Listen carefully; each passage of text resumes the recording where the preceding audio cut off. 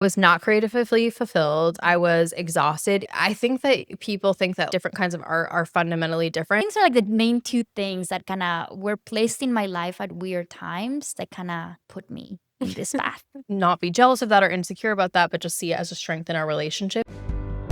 Welcome to the Breadcrumb Effect podcast, where we interview interesting people with a story to tell and share what breadcrumbs they've picked up along the way. I'm Dani. And I'm Brittany. Welcome to the Breadcrumb Effect. Welcome to the Breadcrumb Effect. Today, we're joined by Magda and Lindsay, the host of the Literally Books podcast, the podcast where they read literally anything because it shouldn't be a saga to find your next favorite read. Lindsay lives in Austin with her husband and 2 dogs. She has a background in film production and English literature and works in tech.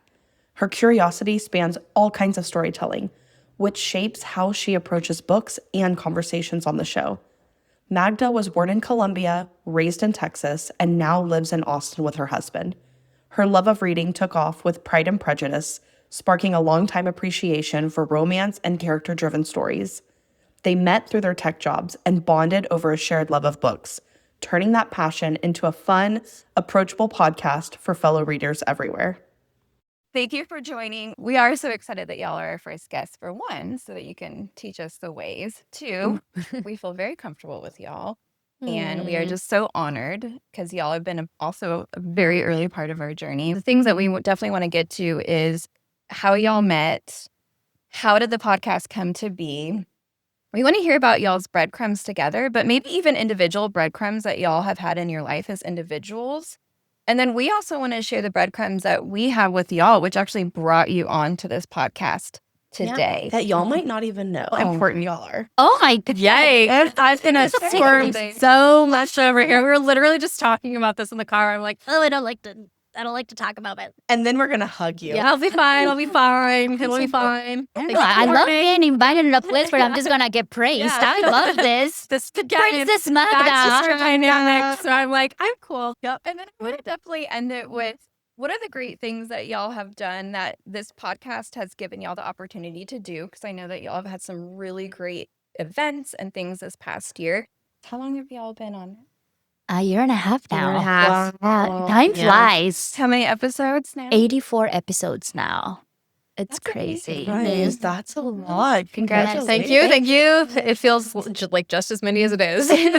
So, did not fly by. It did not. It did I feel like not. it's gone by so quick. No, It's I'm the just princess kidding. thinks Yeah. it's bye. It's close. No, But she Lindsay does the hard work. She does all the editing That's not and true. stuff. I do the social media. That's how equally we break hard. it out. That's equally hard. And Yeah. then Lindsay does all the editing. So that's probably for me. I'm like, it's been so fun getting to know people. Lindsay's like in a dungeon, editing away. How many followers? Apparently. what is book talk? Yeah, so true. TikTok? Yeah, pretty much. No, but I do love that about y'all, is that you do have divided roles, and I think it shows up too, because it has been neat to see where y'all have come when you started to where you're at today, right? And we'll get to the different things that you guys have been able to do. Maybe before we get started, we give them the gift. No. Do we start doing? Nothing. Yeah, God, we're terrible. We need to start sending gifts to people. It's my Okay. love language. Wow. Ask Brittany to. Oh, yeah. Brittany is like the best gift giver. Oh, it's also my love language. We were just Lindsay, open it. Your love It's language so is receiving cute. gifts. No. I love this. Okay, you can see what's inside and show the camera. Ooh, it's a little coffee Oh, blend much from needed. Starbucks. Thank you. I love that it kind of matches with the color of the bag too. Which, that must have been a breadcrumb. You get That is so cool. Wait, is it an audio? it's Audio a tape. cassette. I know. I Yeah. love it. I was like, she probably doesn't have this in her collection. No. Oh my God. Where did you Perfect even find. find I don't this? remember, but I thrift a lot. It was meant to be. And so I the love second I this saw so that, much. We've actually had it with us for a while. very long time, waiting for Wow, this to you happen. guys. Thank you so Yeah. We'll do a big hug afterwards. Plus, I love these bookmarks. They're so well You guys designed. did such a I good know. job. It's a good design eye. That's a nod to our collaboration, right? We have an idea. It sparks on our And weekly set this too. meeting. Was an event that actually there were 2 things. We went to see Mel Robbins and Ryan Holiday. Yeah. And so we wanted, not we, Dani wanted to gift them something. I'm not the gift giver. I love people getting the gift. Yeah, I get it. I love her ideas, but like I don't think of them. And then also Dani had a It's somebody else that's going to be a guest on the podcast, and she actually lives in the neighborhood, but she's launching a product. So it's called the Secret Date Society, and she was having a launch party, and so she was making swag bags, and so we printed those so that we can add them. Oh, to that's her swag. cool. So good. So smart. Thanks Thanks we're for thrilled to having be us. here. Yeah. it doesn't feel real. I'm like, oh, am I dreaming? No, you'll look back on this and be like, remember that? Mhm. We're not doing one single thing the same way anymore. Yes, things will change. Things will change. We have listened to some of our earlier episodes and we're like, huh. Which is funny because at the time we're like, we crushed. Yeah. That. It was perfect. And now you cringe. And now now we're I'm like, like, these are oh. awful. What were you thinking? Huh, The my delusion ruffle- really got us through. Yeah. Our husbands were really nice though. Like they kept pumping us up and they're like, you guys are so good. Oh, So yeah. talented. that's a good man. Yeah, That's a they good were man right they were there. really, really good about that. So Lying. I think I blame them. Yeah. Hey, you know what? That's okay. I blame them for our Yeah, delusion of being true. professional podcasters.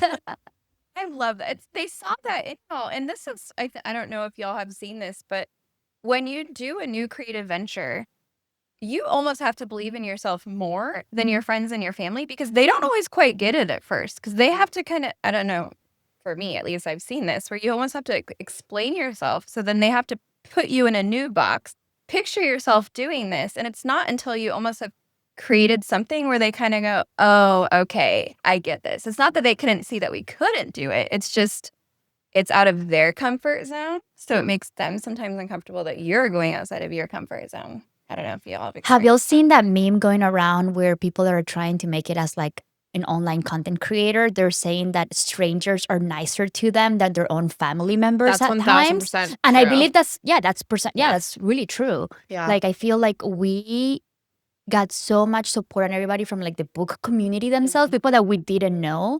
Then I mean, some of our family members started following us and everything, but they don't really listen to our episodes. Not a one single Yeah. family member listens to one. Yeah, which that's That's a it. free way to support. Yeah. Exactly, but they don't. They But don't. like instead, it's like the community that we just met throughout the podcast that have been so supportive, Yeah. which is kind of funny and it kind of goes with what you were saying. Absolutely. So what is the biggest thing that has looked different from when y'all first started to now? We outline now. We outlined. Yes. I think, I mean, I don't know. It's hard for me because I am very type A. So I was very attached to things looking and being a very certain way. And like sometimes that worked and sometimes it didn't. And like we just had to learn to be like, just give up on that. It like made our episodes worse when I would be like, we need to cut for time right now. We're talking too long about this thing. And then I would be like, oh shit, Magda was saying something like really important there. And I like cut her off. So like I've had to learn to be like, you got to let it go a little bit more. Yeah, I think also we've become a little bit more on point on our message. I think we used to Yes. ramble a lot more. And I think it's been a learning process. I'm not saying we're perfect at it, but it's taken us a while to kind of understand each of our cues and try to get to the point faster. So I think we've gotten much better about that. Or Lindsay's editing has been magical. No, I don't think it's my But- editing because I think it is like, yeah, you kind of learn. Now we're babbling. Sorry, we're just going to get really into this. But like, I think that people think that like different kinds of art are fundamentally different. And the more that we've made different things like live episodes or this or like writing or whatever, the central thing that I found is like you have to have a hypothesis. You have to have a message that you're working toward. And I think at the beginning we were like, we'll just travel down the road and see where we'll go. And it's like, no, every episode needs to have something that we're saying, and then we'll explain why we're saying it, and then we restate the thing that we're saying. And it made our episodes like so much more meaningful because we would know like what we were trying to have listeners get out of it. Because y'all have a really great relationship, it seems. But I know you've been doing this for a year and a half. What I'm interested in is because obviously this is the breadcrumb effect. Like, how did y'all meet? And do y'all think that y'all have any like noticeable breadcrumbs from meeting to the podcast? I'm going to say no. I mean, we met at work. Yes, So that's how we okay. met. We met like over 10 years ago at work. Wow. So we've known each other for a very, very long time. Mhm. And I think what gravitated towards us, I think, was our work ethic. I Mhm. think we know how we work and that we can depend on each other. And I think we were at a point, I don't want to speak for you, Lindsay, but I felt like I was in a point that I needed something else outside of my regular day job. Like I was getting burnt out. I think we all get to that point in our life in our 30s or maybe late 20s or wherever you are in your life where you're just like, I don't want this to be the only thing that I do because, Yes. I mean, no offense, but like my regular job, it's cool, it's nice, it pays my bills, but it doesn't feel me creative, like my creativity at all. So I think Lindsay might have felt the same way. We were like, we need to do something with this. And I think we both liked reading and we were kind of talking about a couple of ideas. And then we're like, what if we start with a podcast? I knew nothing about a podcast. And I was just like, how about that? And then here we are. But I don't know if we had like a breadcrumb from like 10 years ago that kind of led us down this path. I don't know if it's like, oh, well, I don't know. Maybe. I do actually think they are breadcrumbs if you think about it this way, in that, like, I don't think that we ever thought that we were going to work on something creative together. I don't think that was like ever the goal. But Magda's right. Like, I don't think that we would have done this we would have had as much success with it if we didn't work together first, because that working relationship is really hard to navigate. And I actually had people that I was close friends with that are also big readers that were like, maybe felt a type of way that I didn't offer to do something like that with them. But it's a special balance, I think, to have like a really strong friendship and then also be able to work together and like disagree and figure out how to work through that disagreement, or like be productive and not overly critical and like know where one person is going to thrive. Like Magda is objectively better at things that I'm not good at, like social media, the relationships. And like I've had to learn to like not be jealous of that or insecure about that, but just see it as a strength in our relationship that like we can kind of fill in for each other. And that in that way, like having that 10-year working relationship made that creative partnership like much easier. Yeah, I think just using that as a mirror for us, that we have found that you have to also enjoy the amount of time that you spend with that other person, because there's planning sessions, right? We bounce ideas back and forth, and you do spend a lot of time with this other individual. And I agree with what you're saying about it's so important to have a creative outlet, right? I blew up my life, right?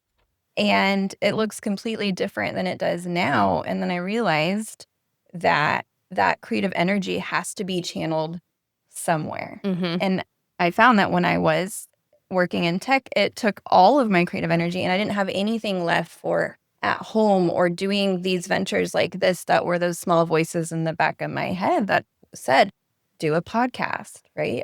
I never had the energy for that. Yeah, I think that was the biggest thing. I found myself that I was giving everything to my job. And that's okay if that's what your passion is, right?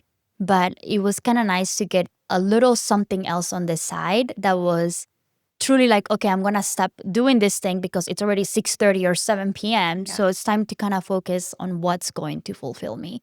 And I don't know, I feel like it's busy, it gets really hectic, but I have found that I like myself better because I'm able to do work on something that it brings me joy. It's something that we're doing for ourselves.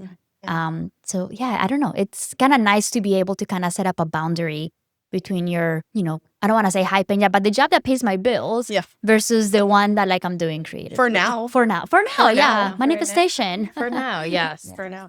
I was going to say, because we know all about Literally podcast, but I don't know that everyone that's listening or watching would know. So if you could do a little plug and tell us a little bit about how the podcast came about, what y'all talk about, I think that would be good for everyone. Okay, well, we're Literally Books, the podcast where we read literally anything, because it shouldn't be a saga to find your next favorite read. We talk about all different genres of books. In fact, this next year, a thing we're focusing on is really expanding that to other kinds of genres like poetry and nonfiction and things that we know nothing about. How it came to be, Magda can take 100% credit because she offered this idea and I was like, I don't want to do this at all. Fully. I was like, I have no interest in it. And now I'm like, it's like that meme where they're like, someone's going to suggest to do this thing, do that thing. Like, I would have been an idiot to not do this. Please explain this story, because I would have tanked us immediately. Well, I mean, like, I think we were thinking like, we need to do something else. Can we do something? And we just kind of, I was chatting with my husband. I'm like, I don't know, like, we need to do something. And he's like, what if you start with something that is cheap, like a podcast, which is not really cheap. We didn't know that. But we were like, yeah, let's do it. And it took us a while. I think it was like a 5-month planning situation. And I think Lindsay was really good about like, we just need to get something out there. Let's just get an episode out and then get on the schedule and see what happens. And we tried a lot of things. I think at one point I made Lindsay do a live reaction to Bridgerton episodes online, and she hated me for it.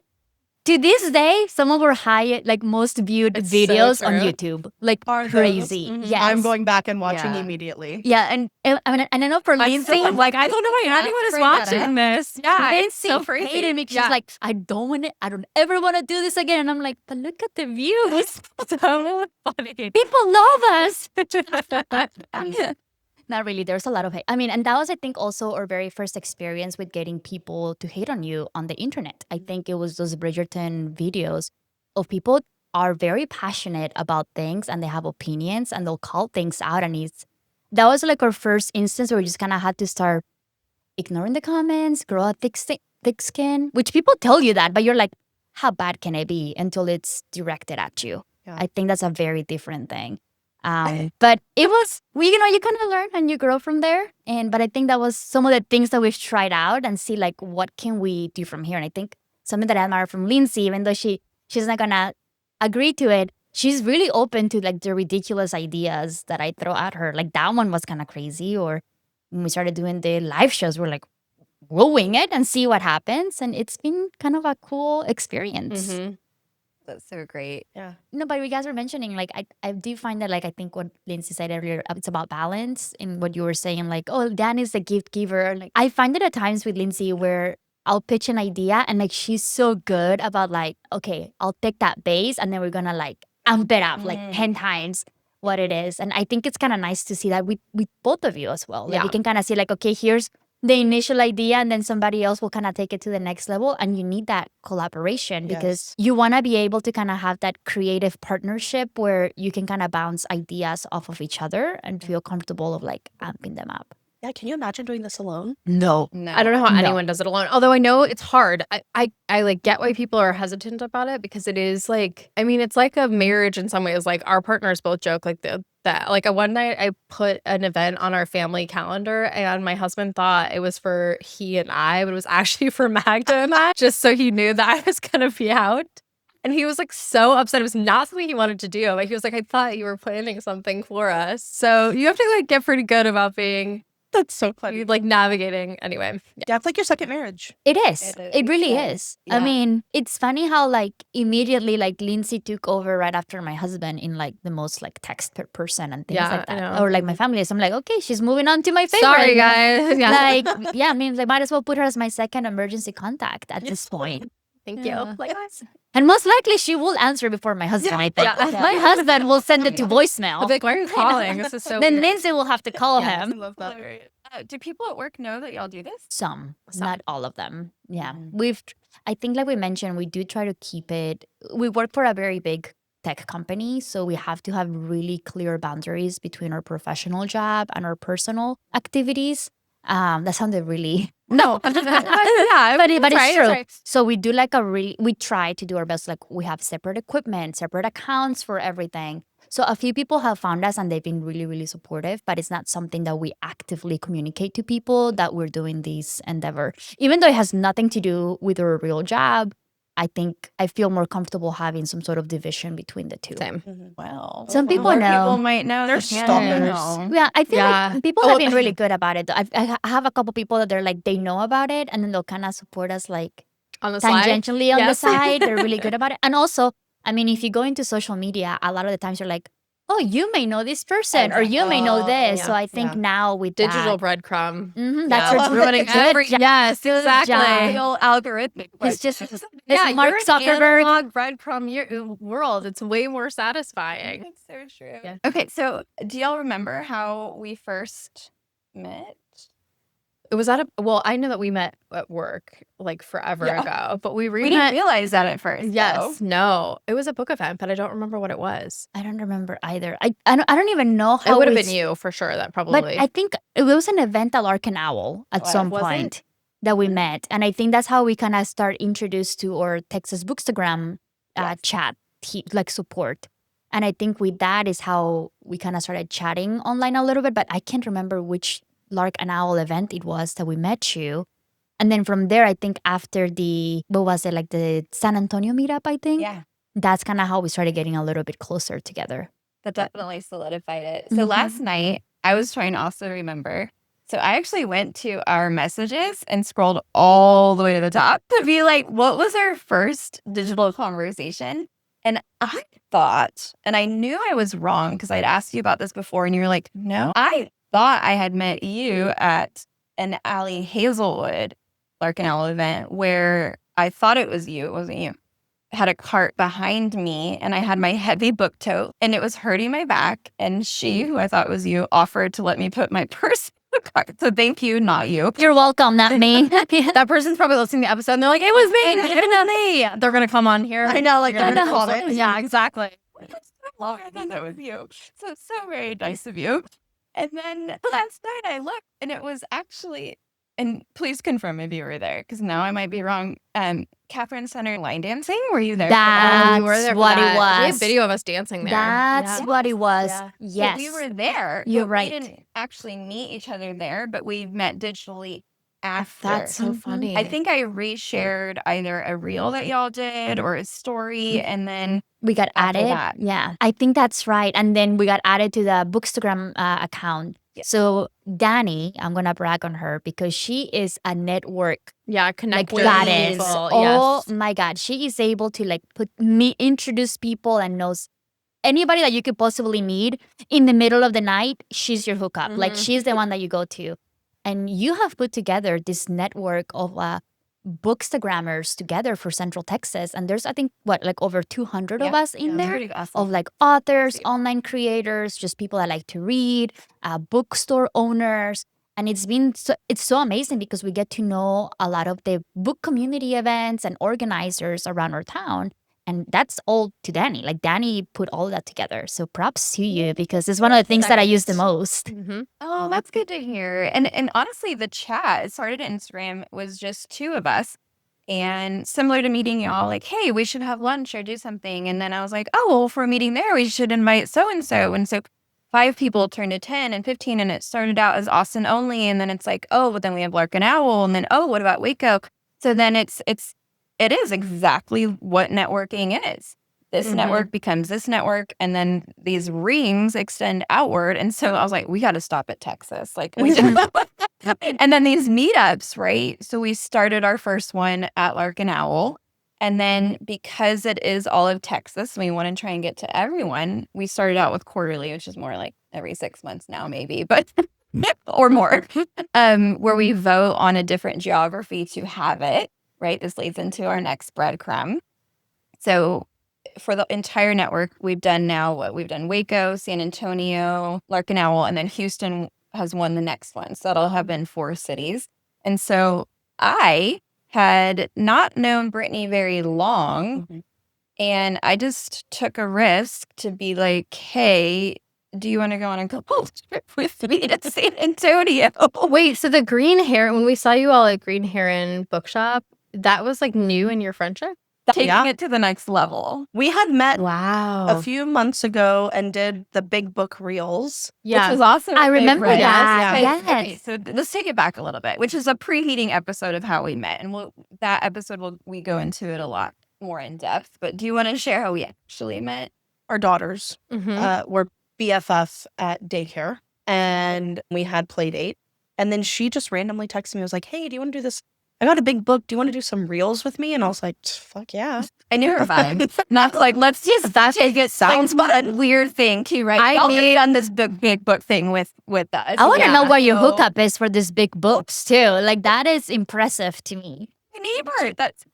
So she texts, big reader. She's not in the network, but she texted me one day, very like a week before I text you, and said, hey, I got these big books from a big retailer. And do you want one? And speaking of the creative mind, right? Not even 2 seconds later, I had this vision of doing these big book silly reels, going around town, doing things with a big book that you would normally do with a small book, right? You go in for coffee, you return a book to the library, Go on a run. And so I knew it would be with my neighbor, who's super fun.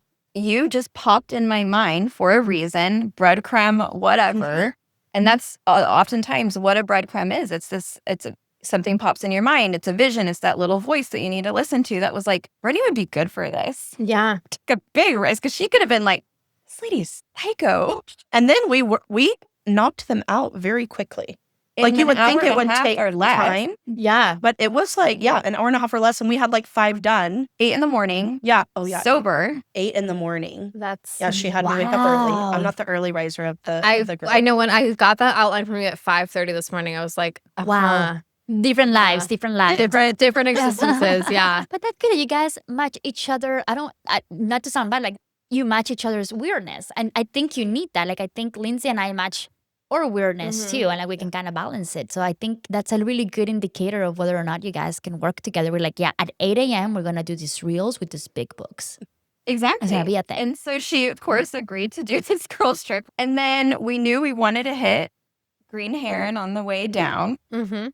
And then, was that our first time meeting in person that we knew of? I think so. Yeah. Yeah. I think so. So I think we had like a parasocial relationship before that, and then it was They were like, it's so hard to tell now because now you're like, I don't know, I've seen your face like a million now you're like, times. now you're like, we're friends. We've known each other forever. Yeah, and you're It's like, like, never spoken aloud to this person, not one single time. I know it makes it really, but yeah, I think that was the first time we've ever seen each other in person. Yeah. on purpose. Meaning On like, purpose. I mean, I'm sure we saw each other potentially at the Catherine Center event, but like I think this is like we were actually Yeah. having a conversation. Except for it wasn't on purpose. It was totally kismet. Yeah. It just ran into you. Yeah, We weren't even at the event ran yet. into y'all about. I keep wanting to say literally the plug. Yeah. Thank you. Literally, but pod. We had just talked about doing a podcast in the car on the way. We go into what's it called again? Green Green Heron. Heron. Green Heron, and we see y'all. It was a sign. It was a Tell sign. me that's not a Okay, I fucking just thought breadcrumb. breadcrumb. Oh my Breadcrumbs They're they're goosebumps, funny yeah. Yes. Okay. You just said kismet. Mhm. Breadcrumb. This morning, yes, I wake up early to get a head start on the day and write. I set my alarm for 4:25 in the morning. Right now, to close out my book, I'm doing a different topic every day. And today, I was writing about how, speaking of tech, it all ties together. In 1993, MIT had their first artificial intelligence laboratory. Mhm. And by 1997, they developed their first AI social robot named Kismet. Oh, I love that. I love it. That keeps Breadcrumb. happening. Yeah, breadcrumb. Breadcrumb. It's as we were talking, because when we first started recording, I was just like, I don't know if there was like any breadcrumbs or anything, but you guys are really good about tying things together Mhm. because it's because of you guys and that network that we were introduced to like Books by the Bay and a lot of like the Lark and Owl community and a lot of the people that are there.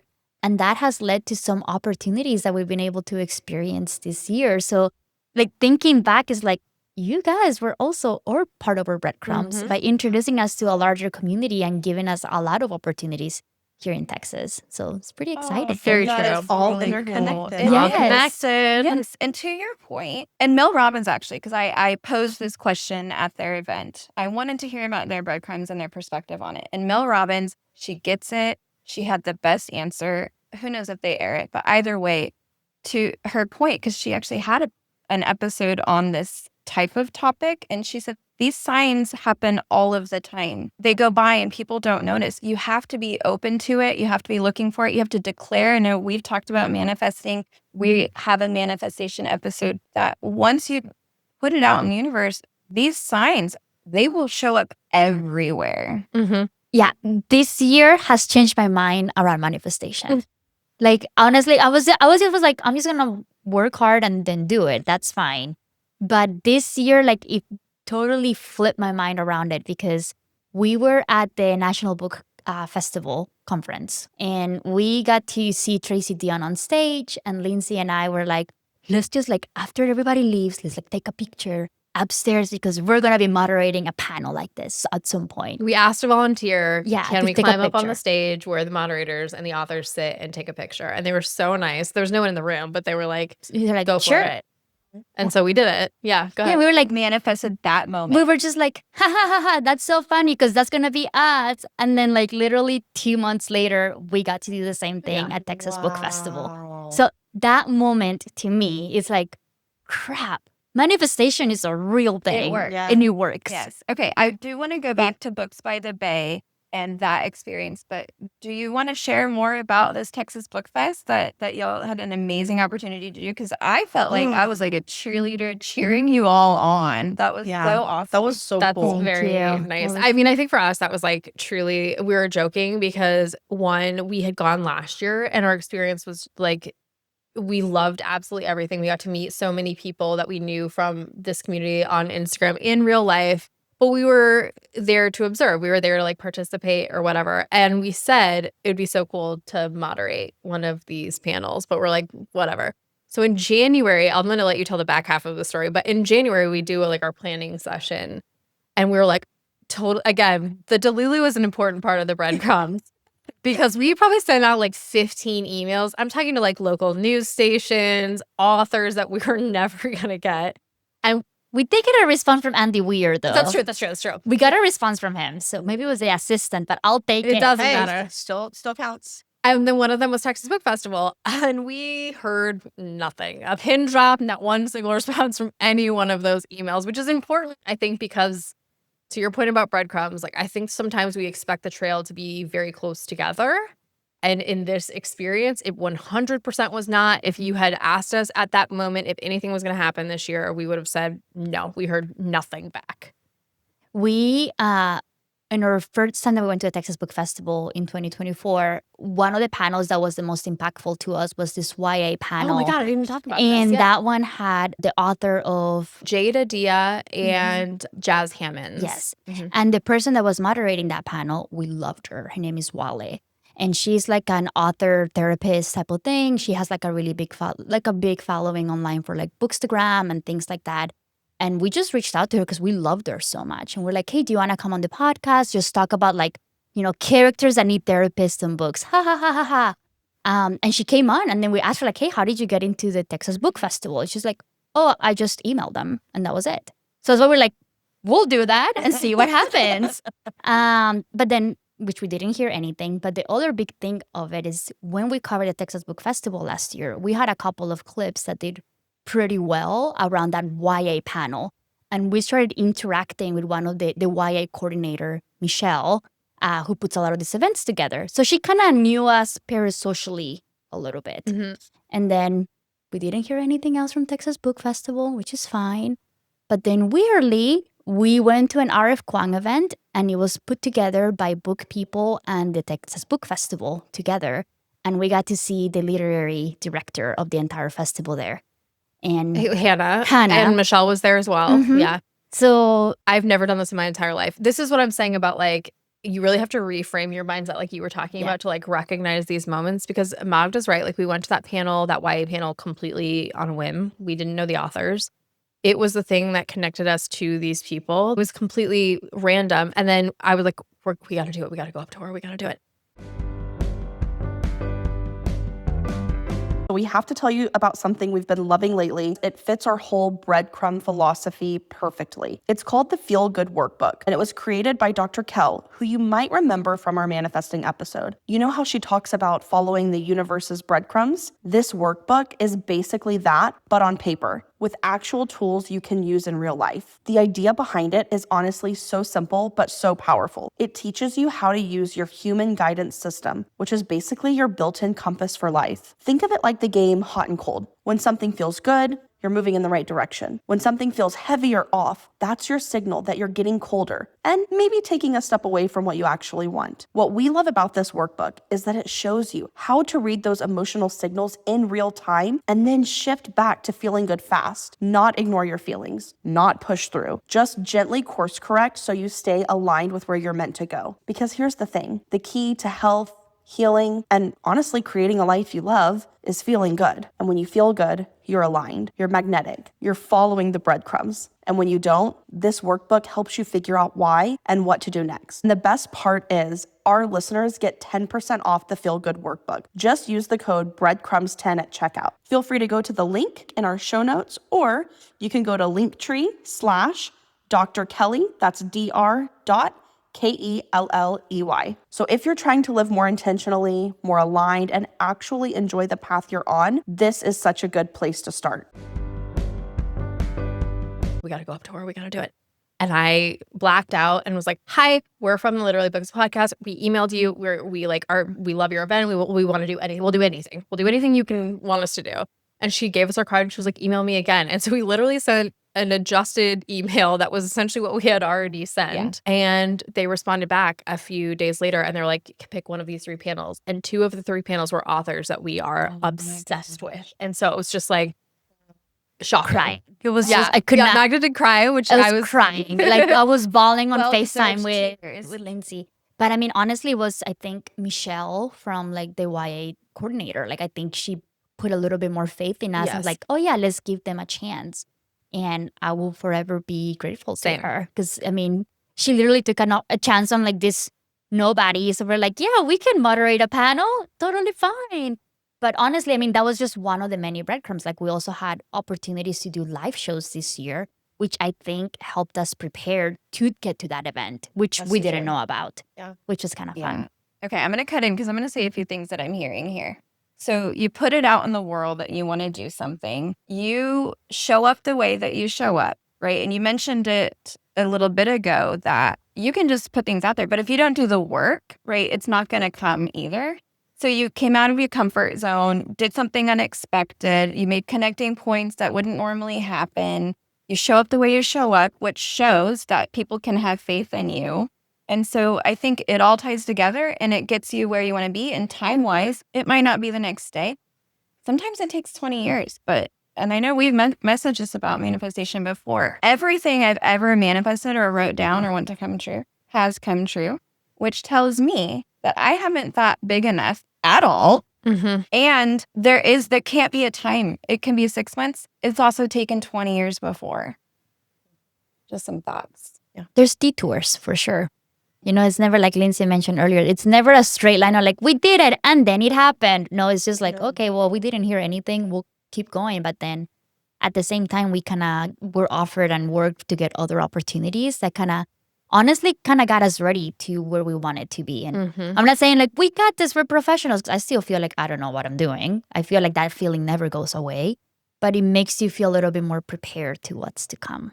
Yeah. I feel like the lives probably really helped a lot. Yes. And those were intense moments. I'd like to hear more about that. Yeah. Yeah, those were intense moments. I think those are moments that like really tested our relationship for working, where we're like, because it's a lot of stressful moments. So, you know, like we could like get snappy with each other. I got snappy. Yeah. And then I snapped back. No, that one was better. One. But like Books by the Way was a little more intense. It was bigger. We were further away from home. It was more intense. More people. Yeah. And I think for Lark and Owl, I think it was more like, we don't know what we're getting into. Y'all did great. Oh, thank you. But it was really nerve-wracking, I think. Yeah. And I am the type of person that I don't get my nerves until I sit down. Like it takes me like I'm like, I'm cool. This is totally fine. Sit down. I'm like blank. I don't know anything. I don't know what's happening. Lindsay's the opposite. Lindsay gets nervous leading up to the event. Yes. She sits down and she's like, professional mode, newscaster on. And like, I'm ready. I am not like, I'm like, Lindsay, you need to take me the first 5 minutes because I cannot do this. But yeah, so it's kind of nice. So you will see that there's going to be those moments where like you're trying to do bigger things where like it's going to, I don't want to say test you, but you're going to have to be able to know each other pretty well to be like, okay, we have to get past this and move on to the next thing. Yeah. Well, here's the other thing. Okay, this is like, you mentioned this, and I think you mentioned this at the beginning too, Dani, like, I think the other breadcrumb is, I always wanted to do something creative. I knew that. And like, I went in for a lot of creative things, but I didn't have the perspective yet when I was younger, I don't think, to really knew what I wanted to say. Like, I was very much like feeding off of like, oh, I'm observing this thing and I like it. So I'm like regurgitating that thing back. But I didn't really understand like what it was about that thing that was important to me. And I also didn't have the like, I didn't have the like skin yet to be like, this is probably going to fail. And that doesn't mean like it's a complete failure. And I think that's the thing, like over the last year that I've really worked on getting over is just like the breadcrumbs of stuff where like at 20, if we had sent an email and didn't get a response, I would have been like, it's a sign I'm not supposed to do this and I'm not good enough. It's about who I am not doing enough and not being enough to keep going. Whereas now we're just like, it's a freaking email. I don't know. We got other stuff we got to do. So like, let's try something else. And I think that part of breadcrumbing is really hard to like get a handle on until you just reach a certain age that you're just like, oh, just not hitting this milestone that you randomly set exactly the way that you wanted to set it by the certain time really is like probably just because that thing was not the thing that you were supposed to be doing. I hate when people say that. That's true, though. But I think it is like, that saying exists. like, or like, there's this thing I'm obsessed with, which is like rejection is protection, which is like, if you get an approval that you're not ready for, if we had gotten the live show 2 months into our podcast, it would have failed. We would not have been ready. And so if we had moved as quickly as I'd wanted to like get to these points of success, we wouldn't have been prepared to do them well. And so that is hard for me because I'm like, oh, I hate that expression. Everything works out the way that it's supposed to. But it is a little bit of like have the humility to be like, you just weren't ready to do it well then. Oh, that's so beautiful. Oh, I love her so much. She's so smart. No. No, it's true. Yeah. No, we need to put that quote down because it is true. I turned 40 last year, and we just talked about this recently, right? Where I felt like turning that age gave me sort of this chip on my shoulder of I don't care anymore. I don't have that energy. I don't have like, let's just throw ourselves out there. And if it sticks, awesome. But that I probably would not have felt that same courage in my 30s like I do now to start this. Yeah. I also think that like, I don't know if it's with age or just time, like, you know, or maybe it's just society. They put societal norms on you of you need to do this by this. Or if you do X, then you get Y. But that's not life. Like you can do X till you're blue in the face and Y might not come for 5 to 10, 15, or never. Because now maybe you go from X to Z and then you look when you look back because it's never in the moment. You never see the breadcrumbs in the moment. When you look back is when you say, holy shit, I was always meant to be here. And that's why I went through the bullshit or the rejection or whatever it is. Oh, yeah. Exactly. Big believer in that. I was going to say, we didn't actually finish our breadcrumbs because then after Green Heron, we knew that was a breadcrumb seeing y'all. I don't think y'all knew that in that moment that, oh my God. We were like, talked about it. We were like freaking out all the way to San Antonio. And then we were excited in the hotel. And then we started planning in OneNote, the details on the podcast, had no idea how much would go into it. Like, oh my gosh, it is not easy to put up a podcast. Okay, it's easy for anybody in their garage to just hit record. But we wanted to show up a certain way. We want to do things, we want to shape the way y'all show up, right? And so we really appreciated when y'all agreed to have lunch with us at Easy Tire so that we could just pick your brain. We wanted to know what an average week looked like. We wanted to know what planning, we wanted to know about your software, hardware, all of that. Still hadn't realized we had a different connection. We had the whole lunch. Y'all have been a very huge part of us standing this podcast up. Was I staring at you at lunch and I was like, I don't know. I don't in my memory I did not clock that you were making too long of eye contact. So she's you're like good. this. Yes. I feel like I would have remembered that and been like, is she okay? No. Like, she's 40 now. Yeah. She wants to test things out. It's fine. yeah, she's full daddy. Yeah, We're excited to with my tolerances. I for feel this. the vibe. She's intense. Yes. I was at lunch. I'm staring at you and I was like, I know you from something else. That's not this. And I think it was in that moment where I was like, we said we work at tech. What company? Oh, it's the same company. And we started narrowing it down as you do. Yeah. Okay, well, what organization? Okay, what building? What floor? Yep. We're like, we worked on the same floor Yes. for years Yeah. without knowing. Yeah. And I think we had projects that we touched on that we might not have worked directly, Yeah. but right, like if comms came out of work that I was working on, but we needed to communicate something that y'all were working on, like we had Yeah. a touch point, which is a breadcrumb. Totally. We wouldn't have ever known. Yeah. You wouldn't have Yeah, known. Brittany, if you didn't know, like you and I went to daycare together too. We did actually. We did, yeah. Yeah, it's a lie. I was not born in Colombia. I'm from Texas. Yeah. This action, she's been working so hard on it for. It's all a lie. Let's hear about y'all's individual breadcrumbs. Yeah, I would say, you know, like tell us a little bit about, it doesn't have to be like from the time you're a baby. I was born Yeah, on a Tuesday. But, you know, like sometimes we think about breadcrumbs as something that happened in your life that, again, like we said, like you can look back upon. Are there any breadcrumbs that are from childhood or maybe something that someone had shown you during childhood that you can look back and think, wow, that changed the trajectory of my life? I don't know. I think just kind of thinking back and like as we're having this conversation, there's a couple of like two scenes in my head that come to mind. And the first one is my dad lives in Colombia and he's a sports journalist and he has his own like network and everything in Colombia where he does a lot of like the local sports and he has his own like show and like radio station and he does like on podcast now and he does lives and I always admire that because like every time that I would go to school people were like, oh yeah, my family, like my parents listen to your dad all the time and I'm like, oh my gosh, that's so freaking cool. But like that's just like, oh, that's so cool that he does that. It was never like I want to do that, but that was like one of the earlier signs of like sportcasting and stuff. And like we kind of drifted apart and then recently we kind of came back together and like he's been offering like he's like, oh, I've been watching you and you guys have like such good presence and you'll do so well. And also, and he kind of sees it from like the eye of, he's a sports journalist, but like it's kind of cool to be able to see that like, yeah, you guys are so natural and blah, blah, blah. It's kind of cool. So that's kind of like one of those earlier like exposures to that world that I had seen, not knowing that I was potentially going to be doing something similar.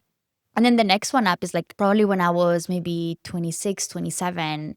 I knew pretty early on, I'm like, I'm going to need to do something creative. But one of the things that came on is when Twitch first came on to the world. I don't know if you guys are familiar with Twitch. It's just like a live streaming app. Yeah. It used to be video games. Yeah, And then it like can stream a lot really of branched things. out. Yeah. Yeah, so initially it was very like video games heavy. Like that's all it was. But then I started seeing a couple of other people doing other things in it. And I'm like, could that be something that I could do? And one of the things that I was really early on tinkering on is like, oh, maybe I can do like a live show where like I'm just cooking dinner and trying out recipes from different cookbooks.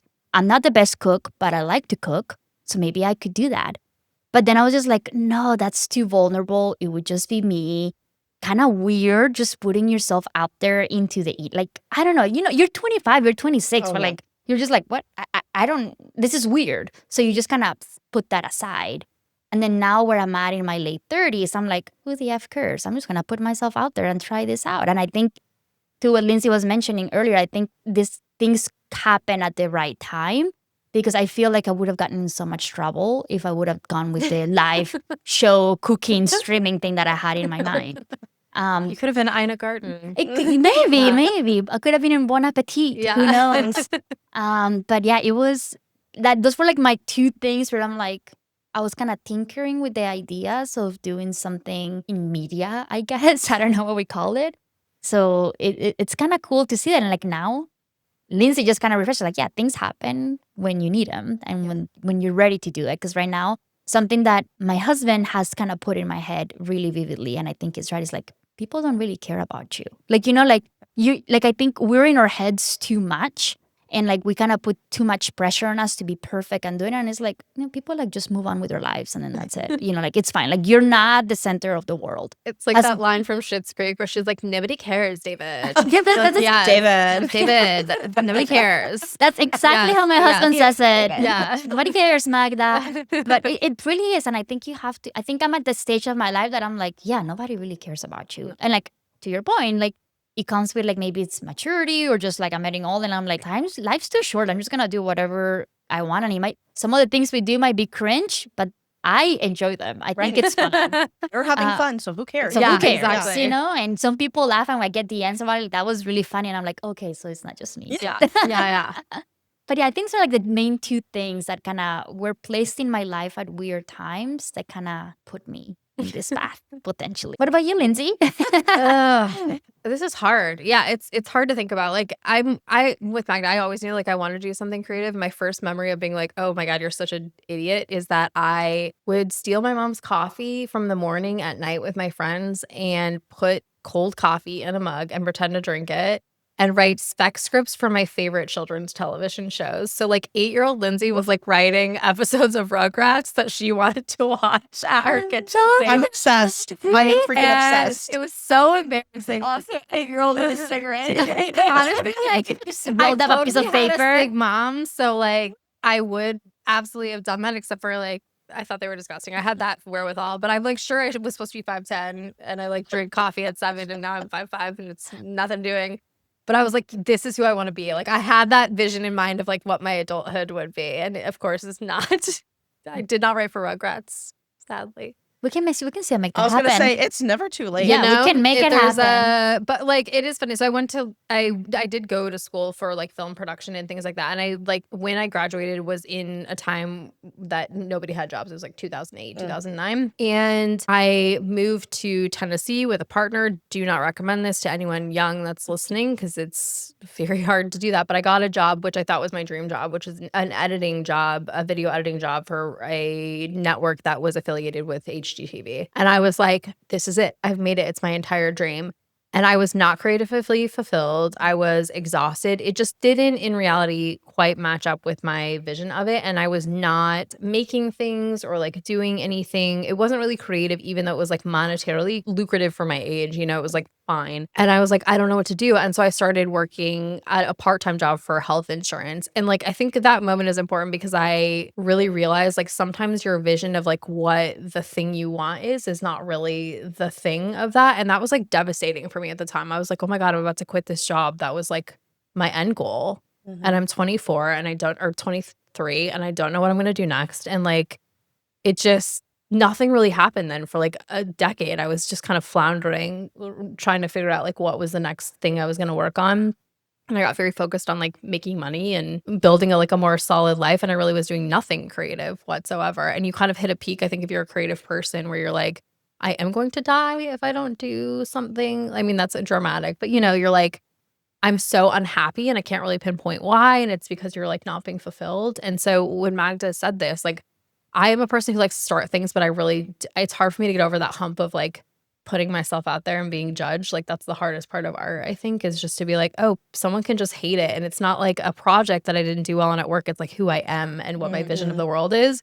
And that's like, I think much harder to like deal with the devastation, but with someone else there who's just sort of like pumping you up at the right times, but also reining you in at other times. Like that was like getting to that point was when we needed it, but also like too late. Cause I wish I'd been like, oh, get over yourself earlier. You could have been making so many more things. Anyway, yeah. Y'all both talked about creativity as like your main focal point. And I find it interesting because I feel that as kids, we're very creative.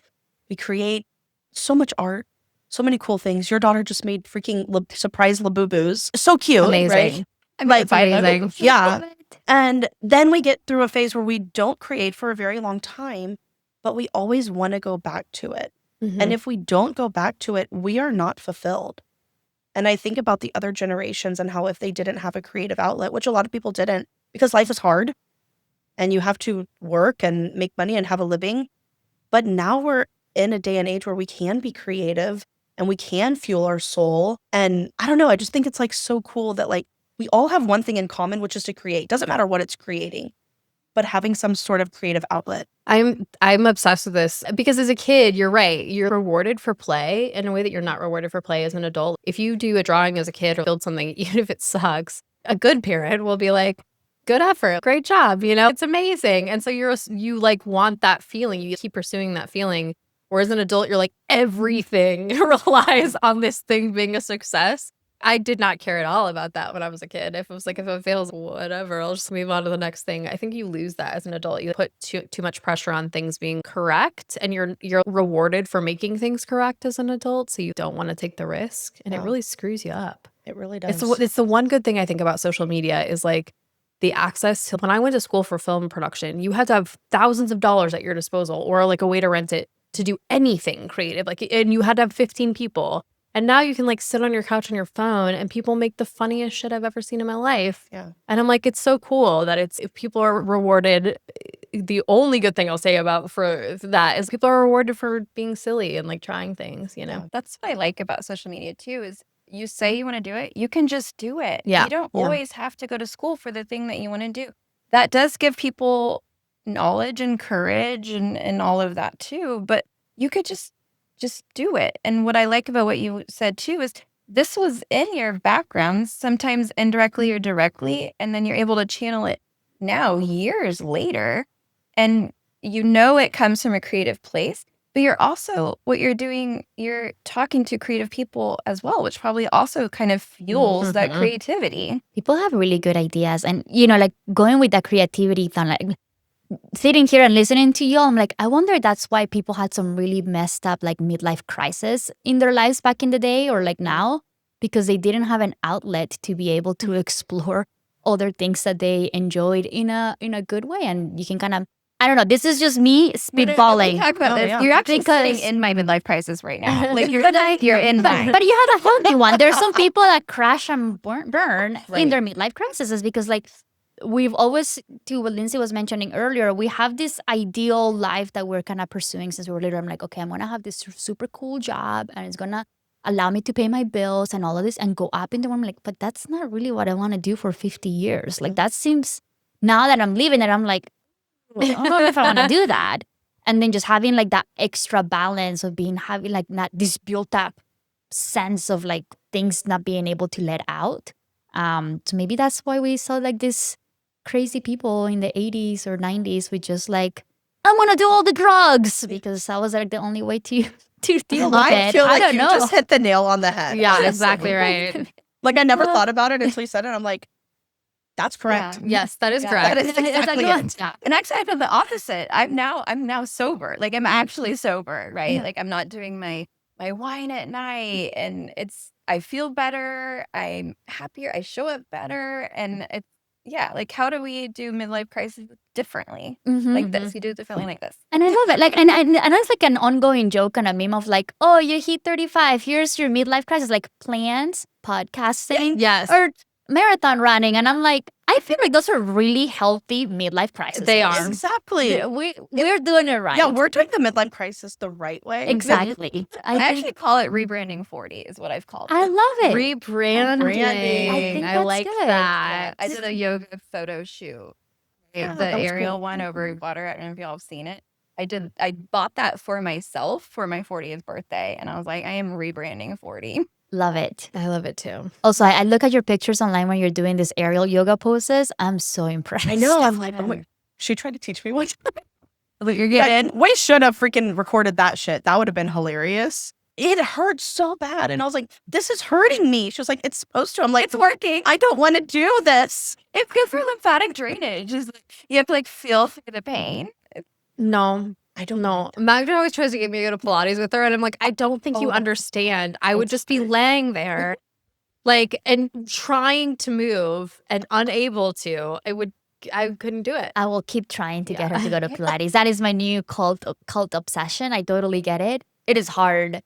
And some of these like beautiful women and men just show up and they're like, yes, I will hold this pose for 20 I'm convinced seconds. they're unhappy. Are they- No, are I'm they unhappy. shaking? Now do Yeah. this. No. Okay, now do it 100 times. Yes. It's like 100? But you know, like I have been noticed because I've been doing a little bit more consistent, so I can kind of see I'm still shaking, but I can see an improvement. I'm like, that's my goal. I'm gonna be like them, where I can just hold poses. But anyways, yeah, that's my new cult. Well, that's what they say in yoga too. If you're shaking, that means it's working. It's working. And then once you get to the point where you're not shaking, okay, well then you take it up a notch till you're shaking again. then you do it again. I don't understand that. Have y'all heard about this massage that's not a massage? Okay, that seemed weird. Excuse me, of Not a midlife massage. crisis. It's like a hypnosis thing. You lay on a bed. Explain this well. I lay on the table. Boy, so this is a great story. It's in the beanstalk, not a. Okay, yeah.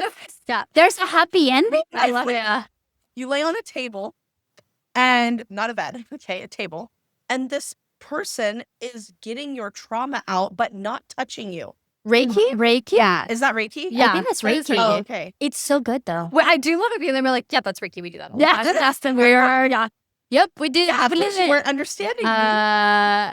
Yes, Have y'all done Reiki? Yes, I have as well. I really want to do. Okay, I didn't know that was Reiki. I thought Reiki was Yes. something else, but I want to do that. it's great. I'm a believer in it. Yeah, You? my mom was very woo woo when she was growing up. So like we were like in intensive like workshops throughout the weekend, teaching us how to do Reiki and receive That's it. cool. That And was like really one of cool. your best friends is a Reiki. Yeah, and then my best friend just recently became She's a brand new- certified. She travels a lot, so she like she just like travels across. She's able to work remote, which I envy that. So she's just like, I'm gonna be in Maine this next 2 months, or like I'm going to Oregon. I love that Love lifestyle. that. she's a traveling healer. Yeah, she is. She's a traveling healer. And she just recently got certified to do Reiki. So you can do it apparently virtually now, or when we're doing a Texas Book Fest, she said that she did it for us so we could do really well. Oh, So that was really proud. That's cool. Info. I know. I'm Yeah, like, yeah, I she's want to do great. this.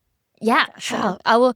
Her handle is Meditation Lady, Meditation Reiki Lady. I think I'm gonna look that up. But yeah, she's great. She's Yeah, amazing. we'll share it. We'll tag Yeah. her. I don't know. I love this, you guys. You guys made me think of like breadcrumbs that I didn't even think about it. You guys just like found your way through them. we're opening up the cosmos here. I know. I love we were gonna this. start we gotta start writing things down that we want for 2026. Yeah, like when I was reading through your questions, I was just like, I don't know, a breadcrumb when I was little, I have no idea. But then it's like, oh, maybe that was a breadcrumb. What's so funny is we were literally talking about your father on the way here today, and neither of us made that connection until right now. I was like, right, that does make so much Y'all sense. never actually talked about that. I think like that would be a big one. I know. Yeah. No, but it's always the obvious ones that you're like have a That you hard You time. just ignore. Yeah. Yeah. That's part of your life. That Whatever. Yeah. Meanwhile, I'm very focused on like pulling off the petals of a flower, and making sure that's right. That's the like cosmic validation I need, not like the obvious. Yeah. Okay, so we have different segments that are all sort of bread related in name. And we can do this one with y'all that we call Carbloading, which is a category that's sort of our catch-all. It's anything and everything. It can be what's coming up for y'all. What are you reading right now? Anything that you want to talk about. It's kind of our free-for-all. Is there anything in our Carbloading that y'all might talk about today? I think we need to talk about that shadow daddies are on their way out. And we are probably entering a new dawn of golden boys coming into our world. Are they? Why do I say this? First, Lindsay recommended me this show called Maxton Hall. If Are you guys watching haven't- it? No. So good. Where is it on? What's it on? Prime. Amazon Okay. Prime, It's also based on a book. It's a German book. called And- Save Me. Yeah, and the show is like a German show and everything, and it is so good. Enemies to lovers, full on yearning, male main character, Blondie. So attractive. Like, here's the biggest thing I keep yelling at people about. I'm like, where are all the attractive Gen Zs? There are no attractive, like, especially Think of one. male men. Like, there's not one that I'm like, where is there Johnny Depp? Where is there Brad Pitt? Where is there? There's none of them. They're all dodos. Every last one. Like, no shade. But Timothée Chalamet is not Oh, a no. hunk. He's like a sweet little baby boy. But Mhm. is it that he's a sweet little baby boy, or are we just getting old? No, we're not I getting don't old. know. But I watched this show and I was like, this guy's hot. Yes, I'm the finally dude like, is I found hot. and like, And he's Gen Z? I yes. think so. Oh, He's okay. very He's young. Gen What's the Z. name of Yeah. it? Show me. Maxton Hall. I'm like, show me. But I texted Maggie and I was like, get on this goddamn show because So good. this is yearning at its finest. He's It got is. great hair. Oh, yeah. No, and the way that he acts and everything, oh, so good. But I'm just like, you don't have much. But regretting you, I know, right? Like so Colleen Hoover, not Yeah. the best books, really good movies. Did y'all see Regretting? No, I haven't. Really Which good. one is that one? Also, a Pretty good, but Blondie. also two things. I forgot. I don't, Wait, this is the one where it's Brendan, really good. Oh, I don't remember. I don't remember what they Yeah, looked okay. like. For one, seeing that movie was funny because the dad in it is our age, and it was kind of weird to see like our age having kids that are now, which I know, right? It Are happens. 18, 19, or 20. But Yeah. I'm like, wait, that actor used to be in movies Right. from when we were young, and now he's the dad. Yeah, he was But the now teenager. the 18-year-old is hot, and now I'm like feeling weird about, can I say that? Well, as Yeah. long as they're, I mean, it's, It'll be men have appropriate. been doing this forever. Yes. How long have they been commenting on women that are too young? So yeah, I'm getting on board. Yeah. I'm keeping them appropriate. 18 is A little that's young. a little too young. I'm not gonna find that The hot. 18. No. That is the spaghetti hair. This is the problem. The men are so bottom barrel that this is what we're looking up to. He is fine. He's deeply fine. He That is a little the broccoli job. spaghetti Broccoli. hair. yes. Broccoli. You know, It's a that's no in for right me. now, though. It's a no It's for in. me. That's It's very no. in right now. No, it's not doing it. She's cute. She's adorable. really the cute. women are getting more beautiful. The men The are women getting are worse. beautiful. Yeah.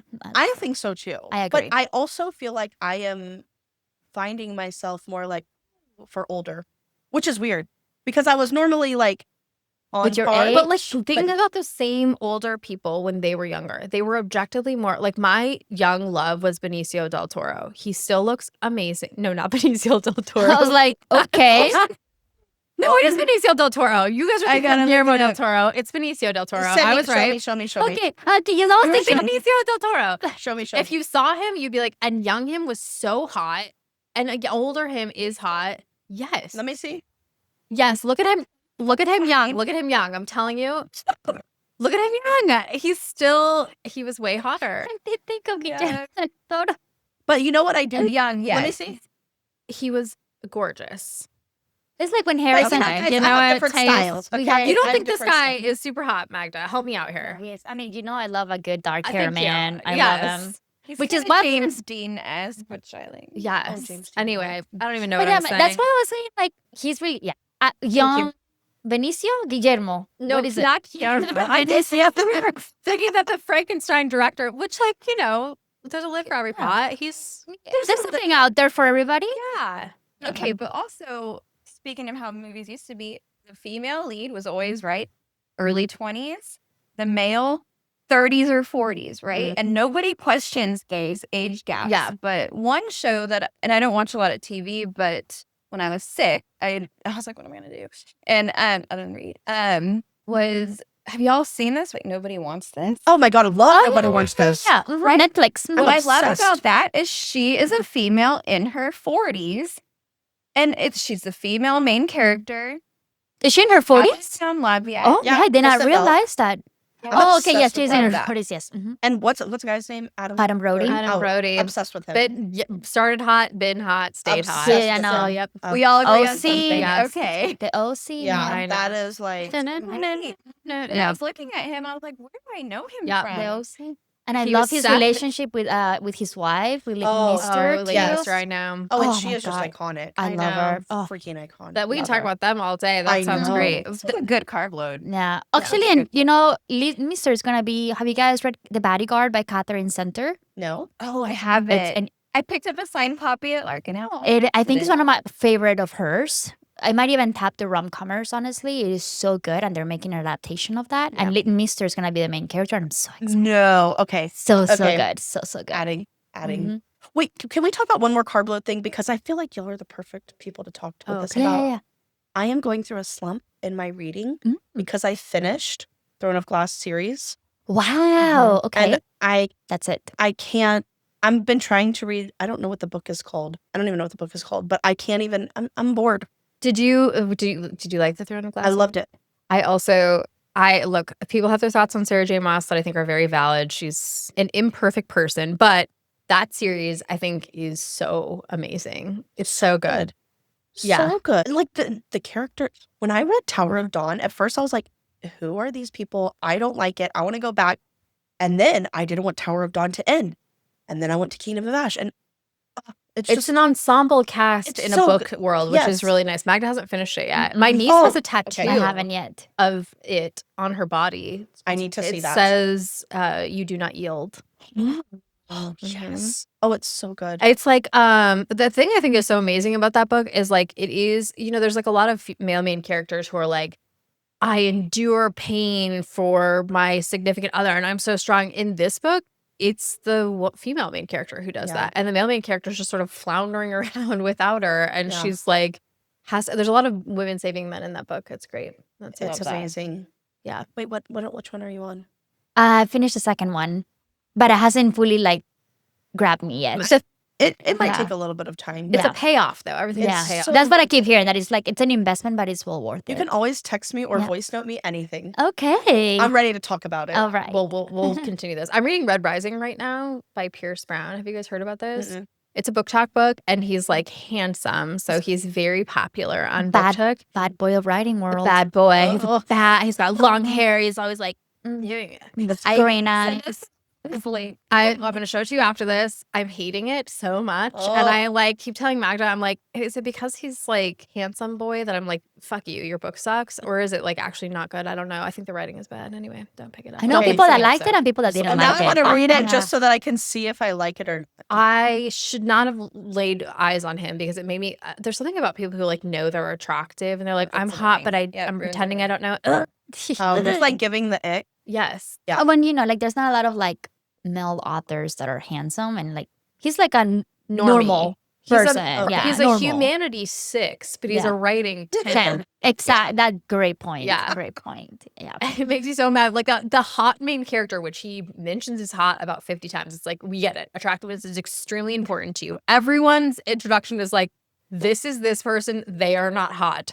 This is this person. They are hot. That is literally their descriptions in the book. It like will say like, they're extremely attractive. They are ugly. That is their descriptions, not like what their personality traits are or like things about them. It's like hot, not hot.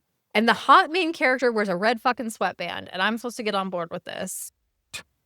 It's no. I'm going to put out the name of the book, but I'm going to keep everything else. It makes me so mad. I mean, anyone who read the book is going to be like, it's not. Yeah, Okay, we'll it's cut it all. so mad about it. No, leave it in. I love that. Anyway, Leave it in. No, I just finished reading Rose in Chains by Julie Soto, which is based on a fan fiction, a Dramione fan fiction. The fan fiction is called The Auction. And again, Dramione. So the male main character, blonde. And all I keep thinking about it is Nicholas Hoult. You guys know who Nicholas Hoult is with his bleach blonde hair? About a boy. See, this is weird because he's a Or, child in that movie. Skins. Or The Great with Elle Fanning. Nope. Okay, we're out. So We're look, out. he was just in the Batman movie. He was Lex Luthor in the latest Superman movie. Sorry. I'm still recovering from Guillermo Benicio. Yeah. Oh, yeah. Okay. And I think him with blonde hair, He looks amazing. he looks so good. And that's all I kept Amazing. picturing as I was reading that book. Okay, you know what's really funny? Him with blonde hair looks like Chris Brown with blonde hair. Oh, God. I do know what you're saying. He does. No. Oh my What do gosh, they you call better that? ruin They Nicholas call- Hoult for me. Online, they call it a forbidden pair. Have you heard of those? No. It's like two people that you're not supposed to say, like, that you're like, are not supposed to look alike, but they do look alike, you know? Yeah. Like, And that's them. yeah. Oh, That's so funny. no. Chris Brown is annoying in my head. Because, you know, he beat up Rihanna. I cannot. I don't I wish support so. those Yeah. decisions. He was terrible. So, no. Nicholas Hoult, don't do that. Oh my God. Okay. Anything that you were hoping that we would touch on the podcast that we did not touch on? Anything that y'all wanted to No. talk about? I mean, I want to talk about Real Housewives, but Magda won't let me talk about. No, we can't because Magda really hates it when I make her talk about Real I Housewives. didn't say nothing. I feel like I'm just kidding. Just kidding. Brittany's 50% of the podcast, and we knew going in that Real Housewives was going to be a topic. I'm like, okay, quick notes on BravoCon, whatever you want to tell me, go. Okay, Shep is a demon. I get him off my television. I don't want to hear one single word about him. He was, I don't know if you saw this on a video. He was complaining about how Paige DeSorbo, who is a young woman who is making it in the world, who is seeing success, and the shit men of Bravo hate her for it. Yes. I'm sick of it. And I love the Real Housewives because I feel like where on television do you get to watch women beyond menopause, be crazy, be wild, have sex, be silly, and people love it. Amen. That is I love great. the hot takes. That's I'm it. here for it. I love that. I don't know. That was a great, like, you have never told me this, and this is like, maybe I should start watching it again. It's women building empires. Yes. 1,000. It gives women access. Like so many women get on the show and they get divorced, and I feel like it's because they marry these rich men. They don't see a way out of it, and then Bravo gives them Their creative outlet for that's the breadcrumb. Their creative outlet to do something on their own. Here you go. We bring midlife it back around. crisis. Yeah. Okay, you gave me goosebumps. That's awesome. Well, Mac just said it. So there you go. So maybe both of y'all need to just start watching Real Housewives from the beginning. 20 years worth, okay? I mean, I Let's did go. watch Every it. episode I've seen. I did when it too. first came on. I did New Jersey. I did New York. I did all of it like early on. Same. Okay. And I think New Jersey just kind of was just like, this is like peak TV. Like, was. that's New it. Jersey. Yeah. Okay. Oh my God, that was like a classic Magda, moment. New Jersey reminds me too much of my family, so I can't watch it because I'm like, Trauma. yeah, too close to home. Well, guys, thank y'all again for this. This was amazing.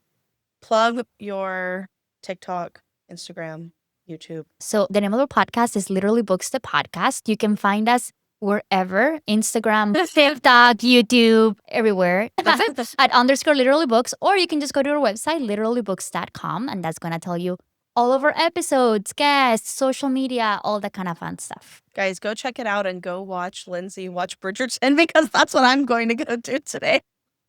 She's going to kill me for A this. new season is coming up, so I don't know. I have hope that I might make her do it again. Yes.